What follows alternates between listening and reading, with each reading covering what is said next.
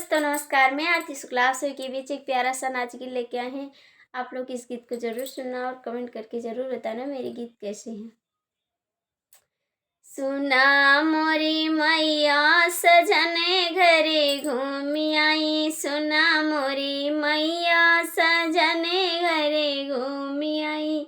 हमरे सास के पानी की डेबिया, हमरे सास के पानी की डेबिया में कूड़े में फेंक आई। सुना मोरी मैया में कूड़े में फेंक आई, सुना मोरी मैया सजने घरे घूमी आई, सुना मोरी मैया सजने घरे घूमी आई, सुना मोरी मैया। हमरे ननदी के प्यारी सी गुड़िया, हमरे ननदी की प्यारी सी गुड़िया मैं चूल्हे में जलाई आई, सुना मोरी मैया मैं चूल्हे में जलाई आई, सुना मोरी मैया सजने घरे घूमी आई, सुना मोरी मैया सजने घरे घूमी आई, सुना मोरी मैया।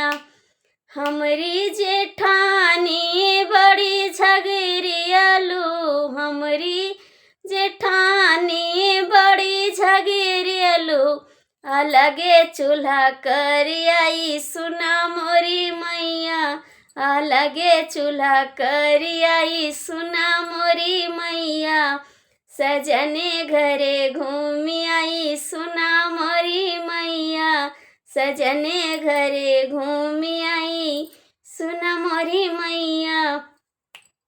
हमरे देवरी की सभी की तबिया, हमरे देवरी की सबरे की तबिया में कूड़े में तोली आई, सुना मोरी मैया मैं कूड़े में तोली आई, सुना मोरी मैया सजने घरे घूमी आई, सुना मोरी मैया।